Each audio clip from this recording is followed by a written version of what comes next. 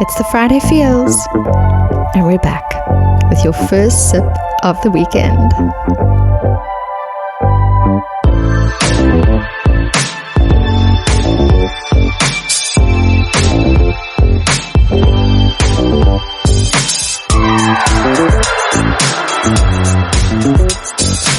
You're now tuned in to this week's episode of Your Happy Hour.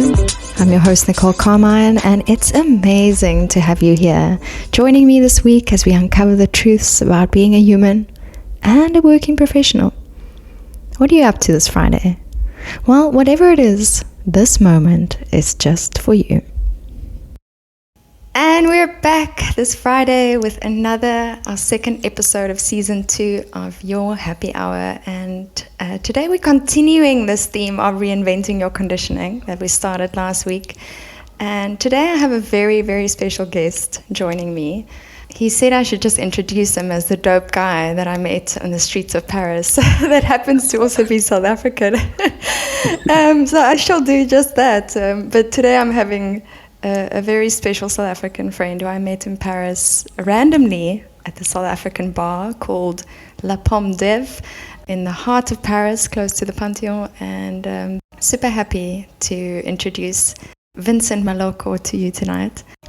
Vincent, as they call you in français. Welcome to the podcast. Welcome to Your Happy Hour for joining us to the Friday Feels this weekend. And please just introduce yourself. Let us know who you are. From a little bit that I have gotten to know you very well. So well that you are looking after my dog while we're actually having this conversation. Gracie's on the other side of Paris. He's right next to me trying to join the podcast. So if I look away, just know there's someone who's trying to join in and say her part about what we're going to discuss today. Yes, very blessed and privileged to be here. It's actually Mahloko, but that's a totally different discussion. So many of my non-South African friends are like Mahloko, and I'm like, you know what? I'm not gonna correct people anymore. I should have known that. You should have. Yeah, I guess there's a lot maybe to say about who I am, but a short, brief introduction is I'm a Parisian from South Africa, a beautiful city called Bloemfontein, but many won't say it's beautiful, so I just say I'm from Cape Town, a really beautiful city. But yeah, entrepreneur at the moment. We have a very big heart for community and people, and I guess building things that last. And so I guess to an extent that's what we will be discussing more at length later as we go through today. But yes, adventurous, love the outdoors, and I'm a sporty person. So if you need, like that's about Vincent. If you need someone to go outdoors with, I am your guy in a nutshell. Yes, I know you often jump on your velo or your bike and cycle around Paris, and it's such a beautiful cyclable city. So thank you so much. You know, the bit that I've gotten to know about you, I know that you studied your MBA in Paris, which is a dream, I'm sure, for a lot of people out there. You're working on some very exciting projects. I want to ask you a little bit more about that later, but we're talking about reinventing your conditioning. And I unpacked a little bit of that last week just by myself. But now it's really nice to be able to bring you into the conversation. And I know we've spoken a little bit about your journey as you've traveled. You know, you've also lived in a lot of places. You've also had moments where you've had to kind of redefine yourself. And so today's topic we are calling Redefining the Pedestal. Maybe you can just tell us a little bit about like where you've lived, what's that journey been like? What does this topic mean to you when you think about it? It's an interesting one. I think I'll tackle both at the same time. So I've lived now in exactly 3 different continents. So that has really been a treat. I am originally from South Africa, grew up there and spent most of my life there. But in my time, I have traveled all over. I consider myself very lucky for that, I'm not going to lie. And so I've been to around 19 countries over the world. And so that includes everything from Paris now to Hong Kong and a number of other countries in Asia. So Thailand, Vietnam, Cambodia. I've visited other countries like your Australias as well, India. So I've gotten to really get a sense of like life through different cultures, different people, different priorities, and in a sense, I'd say at the same time being able to observe a lot of commonalities across the different spectrums. I touch on that because I think the more I've traveled and have seen how different we are as people, the more I've still realized like the things that matter are somewhat still consistent across the different types of groups. And so whether it's around a sense of belonging, whether it's around love, whether it's around friendship, whether it's around our love and passion for dance and music, everyone, I think I've gotten to see really those glimpses of what at the core is a central theme of humanity. And it's something that I really spend a lot of time thinking about because I know I'm a weird extrovert who thinks deeply. So like I find a space in between to sit and really be like, I've seen this journey of life. I've worked in Cape Town, I've worked in Paris, and now obviously for the past, I'd say 12 months, oh wow, the year is over now. For the past year, I've worked for myself as well. And I'd say I've gotten to really see at the thread of humanity, what are we, like where are we standing for? And that's how I really got to think a lot about like the pedestal, because you mentioned the theme of reinventing your conditioning. And for me, there was something that stood out a lot around conditioning of people, and I guess people around our age and maybe older, which was around what matters. Like, is it money? Is it success? Is it friendship? Is it community? And so for different people, different pedestals exist. And I guess for me, it was like exactly for all of us what should be at the pedestal. It's something that I really sit and think a lot about. And so that's how I ended up really wanting to get into this one more with you and unpack it. That's awesome. Yeah, I think that's really something I've noticed too. It's like no matter where you go, you stay the same. Well, you change as a person, you grow, but you stay who you are, and the things that matter stay pretty similar. Do you feel like having lived in, I mean, for us as South Africans, this is quite an interesting thing for me. I've never lived in Hong Kong. What's it like living in, like, you know, working and living in a different place for you? Do you feel that it's really changed that pedestal for you, or do you feel like your pedestal has stayed the same? It's an interesting question. I wouldn't say it has changed my pedestal.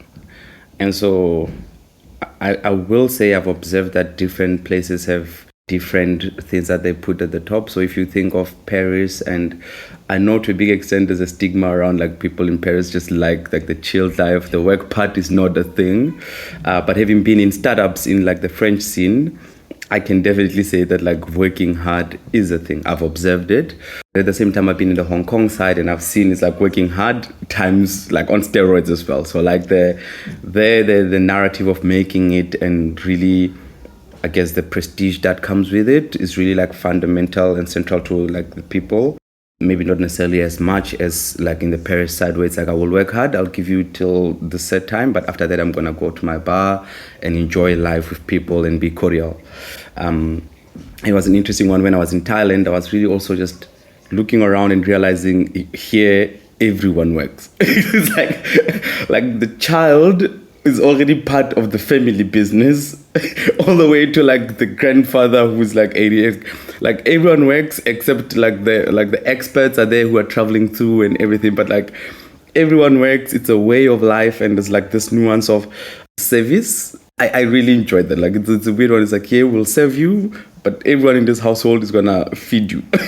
I can remember like those days when I'd go to like a restaurant or call, and like there will be the kids are the ones who are trying to speak English with me so that they can understand and tell the older people what Vincent wants to eat. So it's like I've been to places like that where I'm like, I don't know, I want this picture and don't ask me what it is. But like it was so cool just seeing like you have a 9-year-old who's already part of the family business and they're working towards like something. And again, like in that regard, I looked at them like, I don't like being a successful business is not necessarily the pedestal of what's happening there. Like the pedestal there is like legacy and continuity and family and being with like the family. The Hong Kong side is like there's a narrative of like you're at the top, you're prestigious, you're wealthy, and like success is big. Paris, what I observed, it's a mixture of different nationalities, a lot of different nationalities, and so there's many different pedestals that exist as well, like whether it's success, or money, or comfort. For me, in all of that, I wouldn't say who I am has changed as such. Like I think I've been able to get to a place where I do let go or shed off things that don't really matter anymore to me. Like you grow up in South Africa, there's things that you are used to as like, this is how we do life. You grow up, you go to school, you get married, and then you continue, you have kids.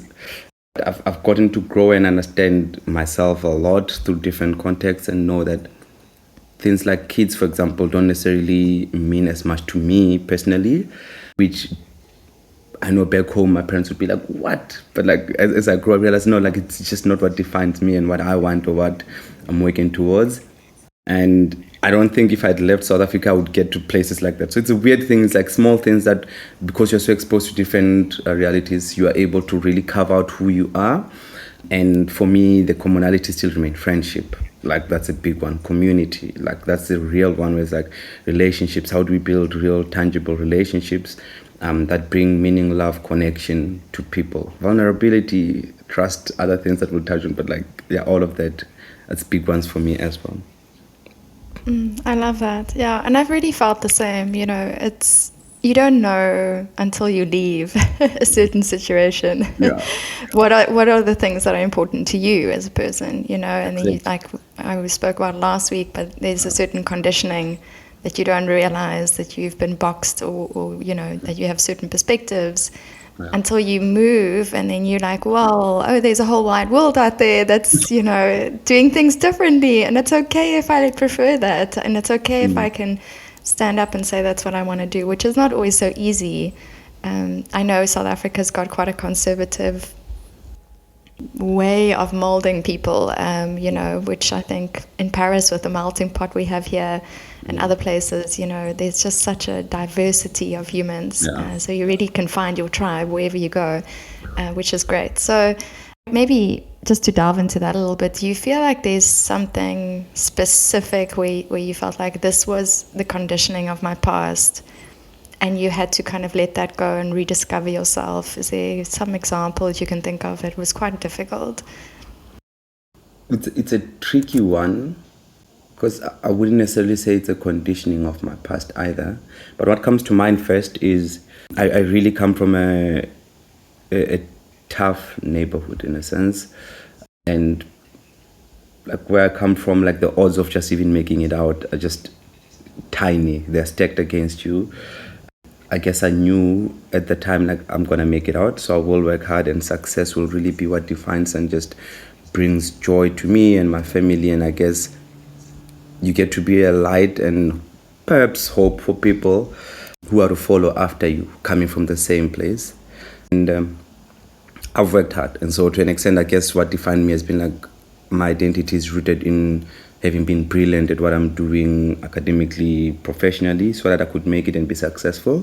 And I'd say right now, even though that still drives me, like the need to really be good at what I'm doing, I don't think I'm defining success in that lens anymore. So I'm conditioned to succeed, which is good.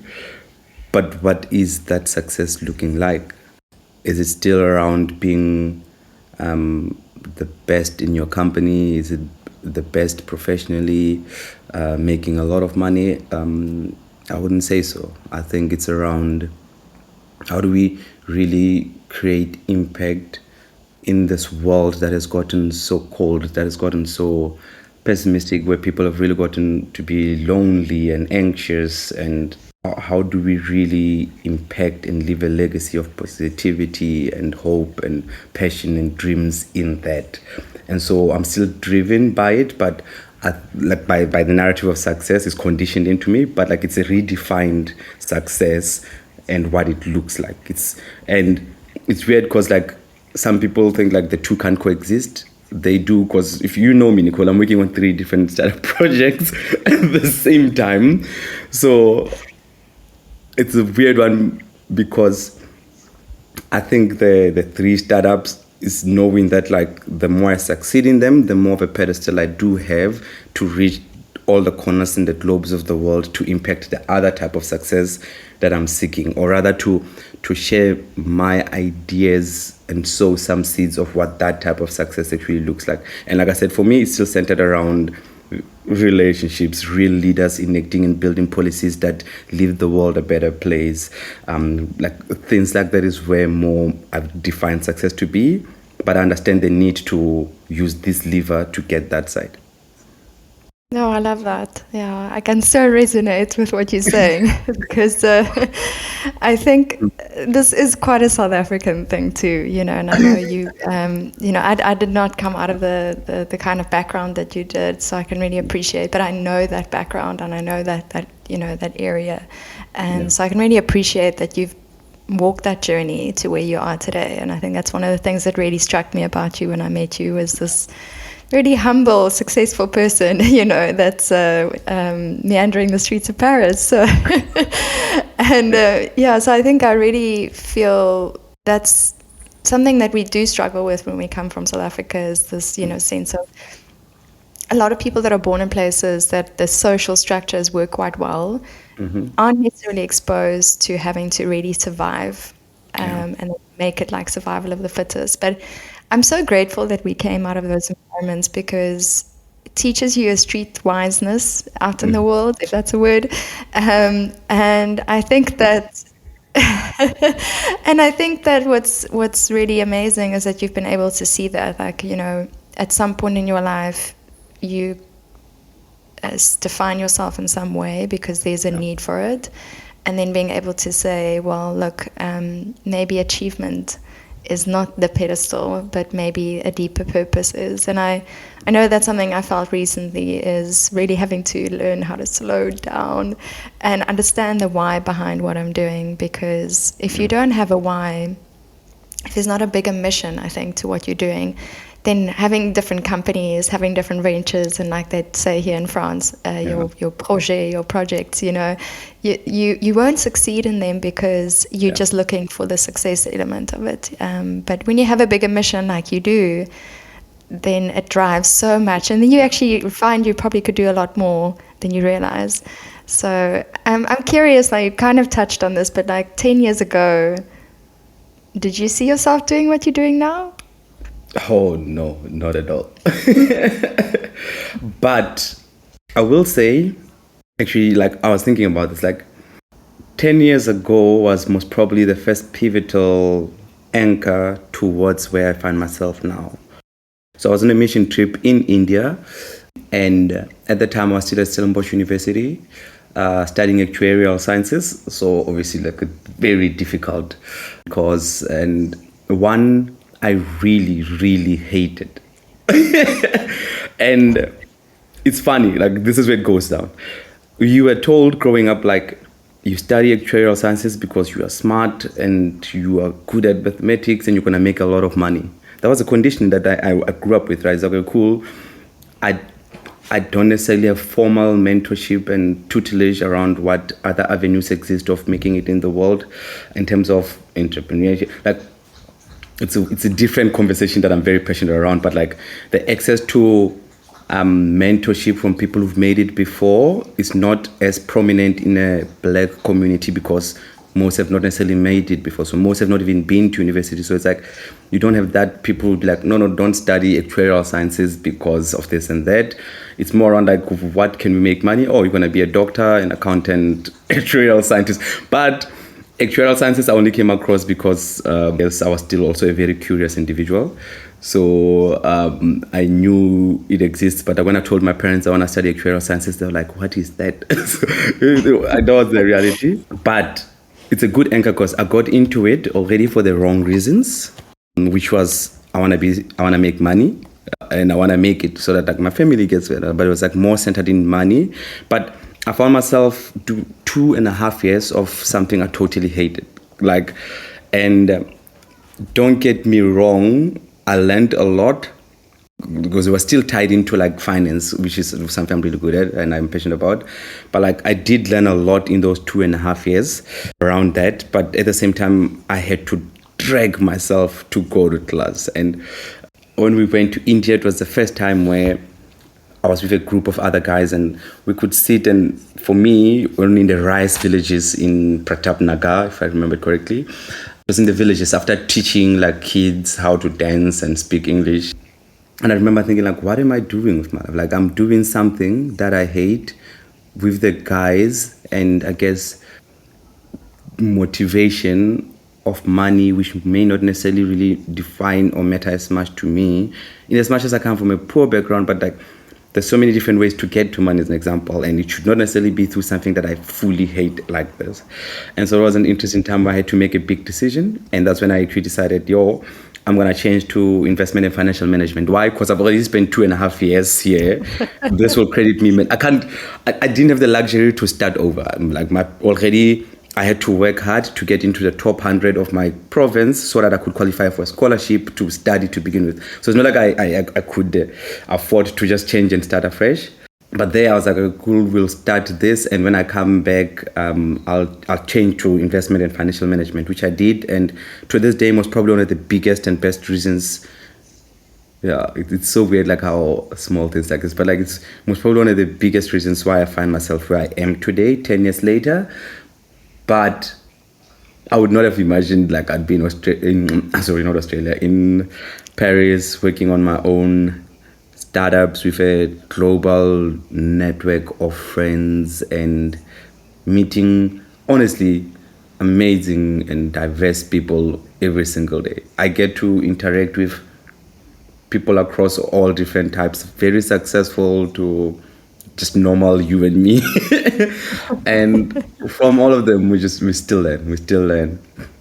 And I wanted to touch on something you were saying there on like, for so many, it's like money. I've seen many rich people in the past year and a half, and I've seen some with that riches and be very empty and be very lonely. And for me, I'm like, moments like this make me realize, yes, there's more to it, Vince. But what is that more? Yeah, it's so true. I think money makes life easier, but Yeah. definitely doesn't bring you that inner joy. And I love that you had the courage to change direction. Even though you were still on that line. I think in a time where, now when we're a bit older, not to give away our age, but, when you're in your 20s, any change feels quite hard to do. And I think when you look back, you're like, oh, well, that was, it was easy to make that change. But it wasn't in that moment because it's difficult when you've already committed to something. Yeah.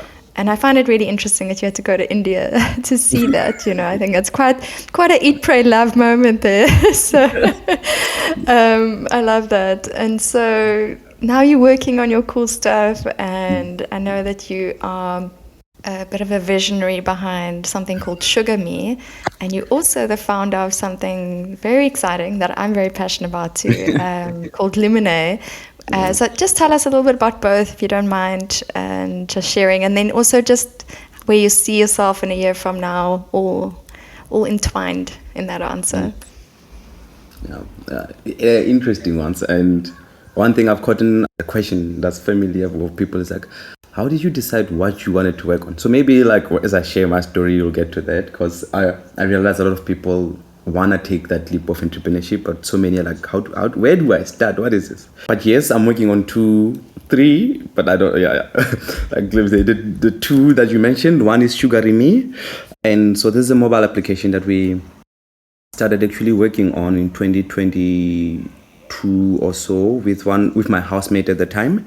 It was a diabetes mobile application focused primarily on type 1 diabetics, and the why behind that one was because his girlfriend at the time, who is now his wife, basically was a type 1 diabetic, and he basically saw some of her struggles around managing the disease, and like just the struggles on the doctor side and just the struggles on the data connectivity side across the country as well.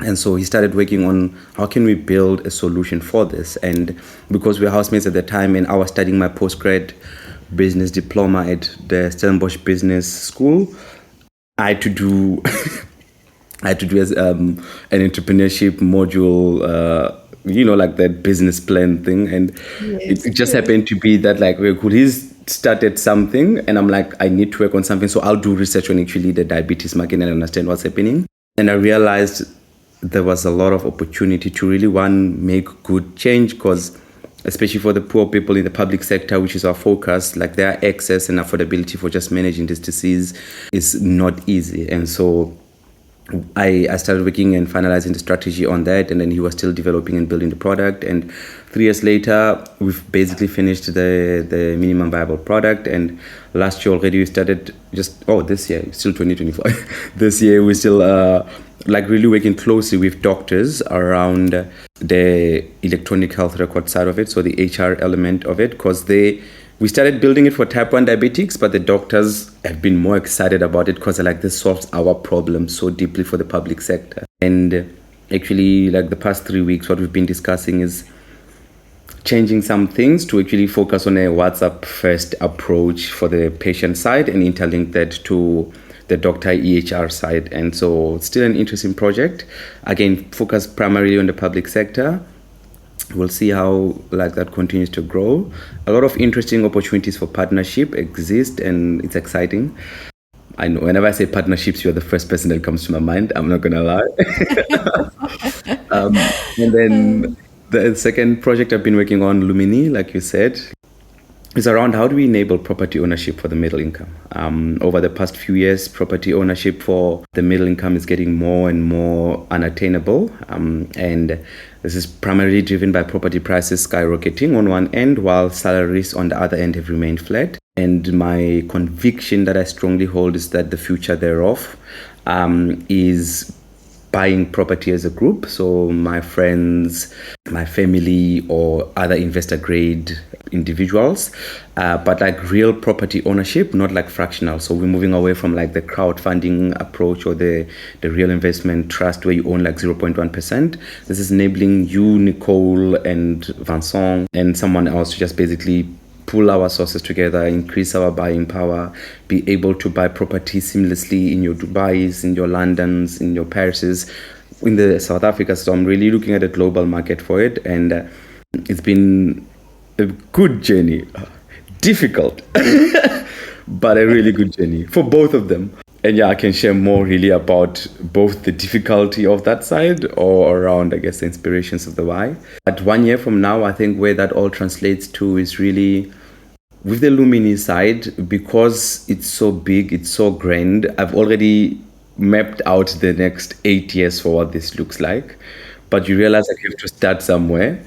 And so for next year, there's 3 core functionality that I'm focusing on just releasing into the world. Working with Donnie in London, which you, by the way, introduced me to partnerships. And which Saj introduced me to my previous co-host. So look how beautiful that works. Exactly. He's really good. And so we're defining the scope and just like the deliverables, but at the same time doing fundraising. So in the US and in Dubai. And so hopefully by next year, 1 year from now, like your question says, we have some really good product that is out in the world and that we can really start getting good traction from. To be clear, like by March, that should be out, but by December, a bit more traction and direction on what's priority for now. On the Shugarimi, hopefully we would have rolled out to 3 hospitals by then. Fantastic. This is also exciting, Vincent. I eagerly watch from the side. I know I get a little bit of involved as well, and I love sharing ideas, but it's really awesome what you're doing. And, especially the property management for me is so interesting because I really also believe in what I know in South Africa, we call it the stokvel kind of principle, where people are buying together. There's already a lot of that happening out in the world where people are collating what they have, their resources, and what I really love about that, and especially it's a very Friday feelsy topic because it's about community. Yeah. It's about coming together as people, and not this individual. I mean, we all are individuals, and we need to be successful in our own right, but just being able to come together and do some cool stuff in the world, which is what entrepreneurship's about, and we all know Really. that's tough, which is what family's about, which is what friendship's about. So I think that's really awesome, and obviously I will support you as much as I can in that venture. 100%. So, I know you mentioned the challenges. I know you mentioned that it's been difficult. We've often spoken to a lot of startups and entrepreneurs. Somehow this podcast seems to draw those people. But I want to ask you, what has been the best professional advice you've received along the route? And maybe it has been in the last year of entrepreneurship, maybe it hasn't, but kind of what has been keeping you going and that you can share with people out there? I think because I'm so extroverted, it really grants me the beautiful privilege and opportunity to speak with brilliant, many people all over the world. And so, like, I have tons of advice that I think has just gotten etched and entrenched into my heart. I'm a big proponent of mentorship. And so, like, I really have good mentors who just walk the journey with me. And I intentionally just see them at least monthly. One of the best, I think, advices that I personally got, and it's really weird, but like, for some people it may be a downer, but for me it was important. And the advice was around, like, don't always think you have time. and it's tricky because there's two sides. For me, it's like, no, I'm building something that has to echo into eternity, into the next decades, into like kids 100 years from now should be able to really, not just these two startups, but obviously like what I'm going to work on and some of the ideas and things on my heart. It's like I'm thinking ahead in time, like 100 years. Okay, cool. What are we building then, and how do we start getting towards that now? And so that advice really, in a sense, goes contra to what I'm working on. It's like, I'm working towards 100 years, but like the mentor who said this was like, don't always think you have time. He's very successful in like the business entrepreneurship realm, and he meant it in a really good way. It's just like, you know what, we always push off so many of our dreams and our passions, and sometimes even in the business lens, plans, because like, okay, cool, maybe we can do this in 3 times, or maybe we can do this in 6 months. And in the startup worlds, you realize like things move very quickly. So I am Vincent. I'm building something at my own pace that I really want to add value. So it's not like going to be a thing of like growth at all costs for me. It's like, how do we build it to really impact people's lives for the better? But at the same time, don't always think you have time, because time is limited. Like, you don't really know when your last is. And what for me that translates to then was that it gave me a dual purpose, in that if you look at me, Nicole, you know Vincent is a lover of life. I'm all about here and now. I'm present, and I'll always have fun in each and every moment, because, again, I think when he said it, he meant it in business, but for me, it really reminded me on my other side that, like, I may not speak with Nicole tomorrow. And so when we are having this coffee, this phone will not even be something I touched. I'm going to enjoy this moment. Like, we're going to be present in this moment. When I'm seeing my friends, when I am at a party, when I'm at a braai, when we are hiking, like all of these things, I intentionally plan them, because you don't know if you really have enough time. So like, for me, my thing is, and this was a big moment for me, by the way, and something I live by. It's like if you were to pass on tomorrow, like would you regret the life you've lived today? Like, would you regret that you've not achieved some of the things that you wanted to? And for me, it's so important to look back and say, hey, because my success is not defined by having built great startups, my success is built by having touched people's lives and brought joy to people's lives, encouraged those who needed encouragement, cried with those who needed crying, laughed with those who needed laughing, and celebrated with people, because that's where my success really lies. Yes, I would pass on into the next life having lived that, having utilized my time properly. And so when I plan my week now, to this day, I'll still look at it and say, okay, cool, my calendar, is there enough yellows? Because the yellow for me is like the social time. I mean, like, am I doing the things that bring me life, that make me happy, and that actually are with other people? And it's not like it starts there. It's that first, then I'm like, okay, cool, let's put in all the business work and all the other things. It's like redefining my pedestal. My pedestal is not like, okay, cool, I've gone to these meetings, blah, blah. It's like, okay, cool, have I put in the things that brings me joy, which is love, relationship, networking with other people? Yes. Okay, cool. Then let me squeeze in other things into my calendar. And I think that's an important way to really live the life that we've been entrusted with there. What is it? We always see this quote where it's like, don't ever believe it when someone says they don't have time for you. Just means you're not high up on their priority. So for me, it's like, okay, cool. I run my life like that. I do start my calendar with the people that I need to meet. Then I'll put in all the other things, because for me, priority is people, and then the other things will squeeze in there. So my advice is, I don't know if I have time. So with what I have, with today, with tomorrow, I'll always spend it on just doing the things that bring me joy, and just one day at a time, trying to make someone else's day better.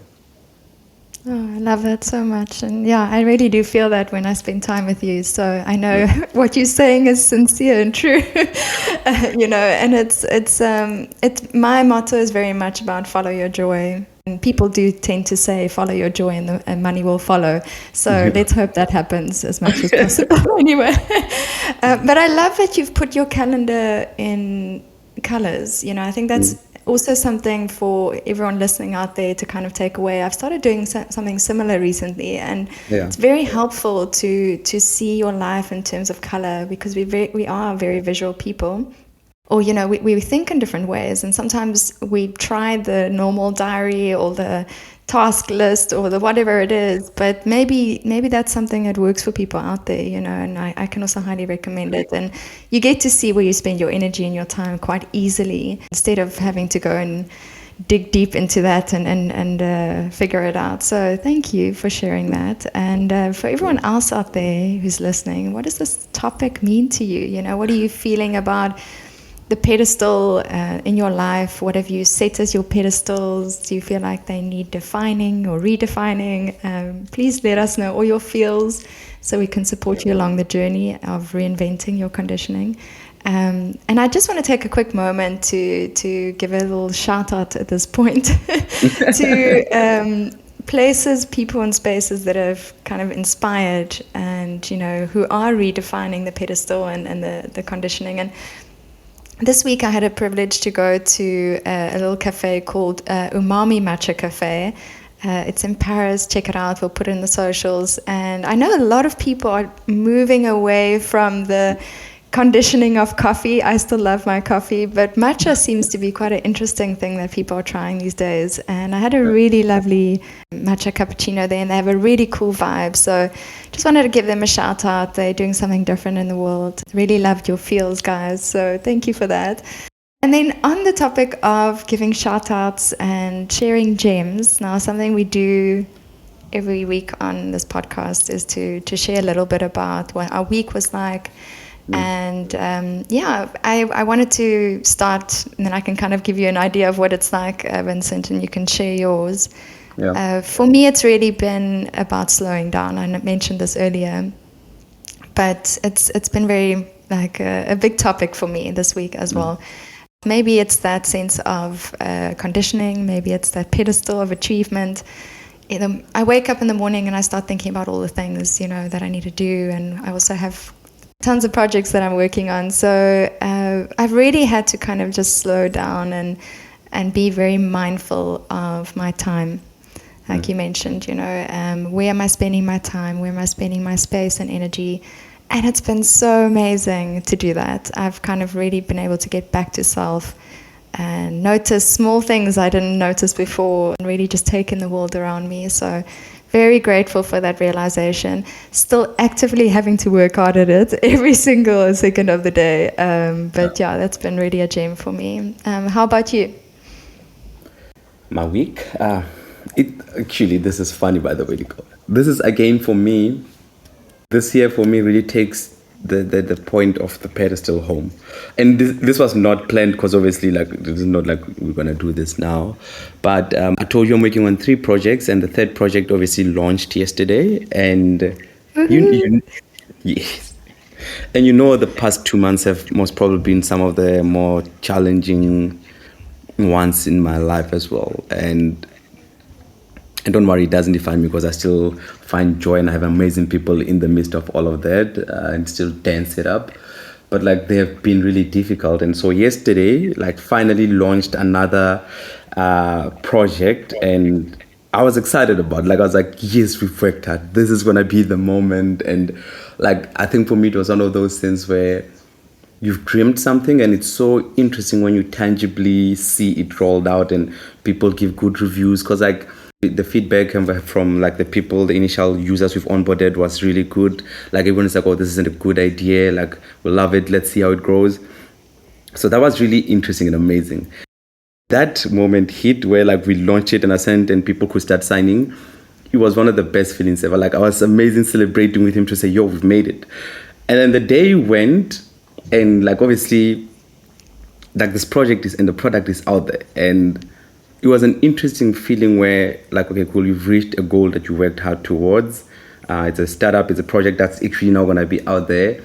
But for me, I was like, it feels empty when I'm not celebrating this with anyone. And it was an interesting moment again, like I said, where I was so glad that it reminded me or reaffirmed my belief that, yo, even in the greatest success, man, like, the people are gonna be what's important. So don't neglect your people. And so like, even in that, I just sat down and wrote down people. I was like, every time something big happens, I always have to make sure these people know. You may have gotten the message, but you knew that like, people launched, you're like, yo, this is out, like, what's happening. And it just reminded me again, like, yo, it's really success and money the pedestal. No, it's not. It's like the people that you get to celebrate those achievements with. So like, when I sent like those messages to people, like, yo, actually we've launched this now officially, like it was amazing. Then it felt like, hey, one line that came this year is like, it's not about like proving the doubters wrong, but about proving the believers right. And for me, it was that moment where I could be like, you've believed in me so many times this year, even in the past 2 months when it was rough. I just wanted to tell you, we launched today, and it actually is going well. Like, that was such a proud moment to say, you're building big. All of us are building big. All of us have really big dreams that we're working towards. I will just say, hold on to your people through that journey. That's amazing. That's such a gem. And yeah, I'm very grateful that I could share a little bit in that moment with you. Yes. As I was dropping off some poop bags for Gracie, just for context. But that's really amazing. And I feel like, I know you're still in launch phase with this project, so we would love to celebrate when you go into your bigger launch. Please keep us updated, and we will share with the socials and the people in the community out there, so everyone can try it and onboard. And yeah, just a really, really big congratulations. I know sometimes the wins, they're so much more rewarding when you go through the tough times.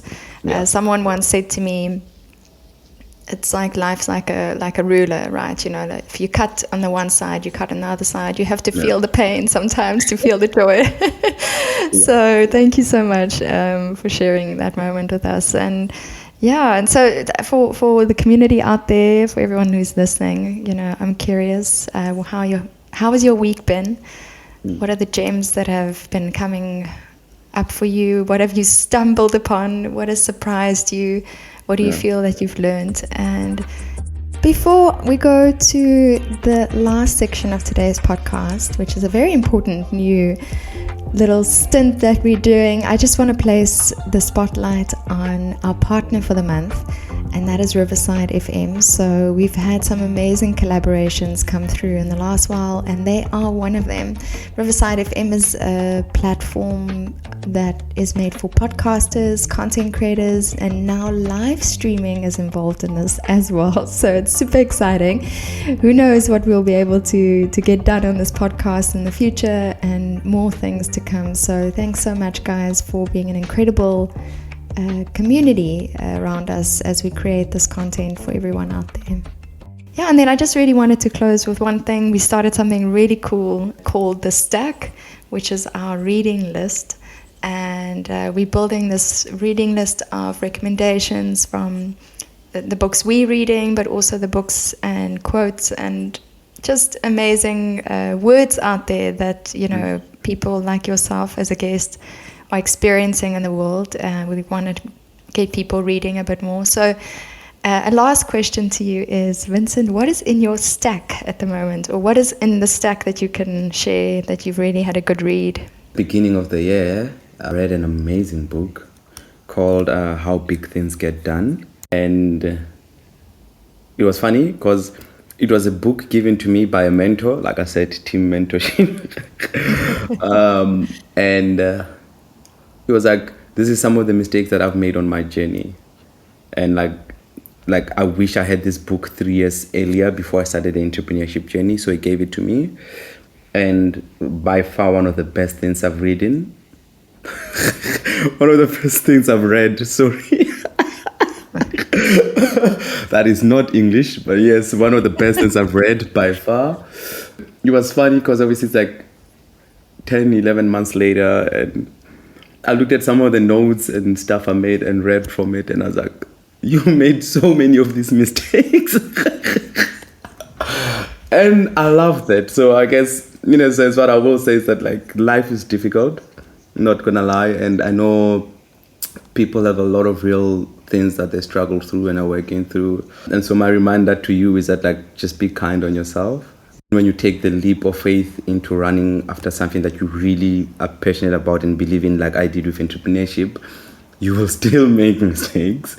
And so don't be kind, don't be hard on yourself when you are making the mistakes. Just know it's part of the journey. I've had a privilege of working with some really amazing co-founders at a company called Pelico now at this moment. And I've really got to just learn their journey. And their journey inspires me to know that it's not actually, it was never meant to be easy to be a successful entrepreneur or founder.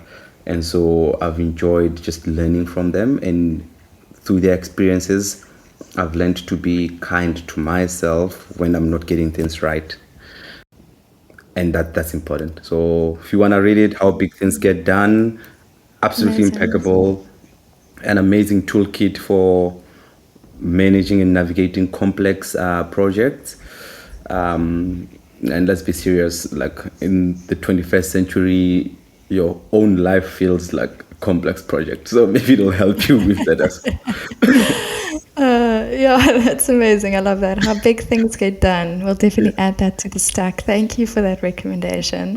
I definitely have to read that book as well, because yes, entrepreneurship journey is not easy. But you know, whatever project people are working on, whatever you're finding yourself in this week, in this next month, and as this next year approaches, it's a worthwhile endeavor if you're following your joy. And so may the big things be the amazing things that you create in the world. So thank you so much for coming to share all your insights and learnings, and just being raw and real, which is what we want people to be on this podcast. So thank you so much for that, and we wish you all the best for this next endeavor, this next year.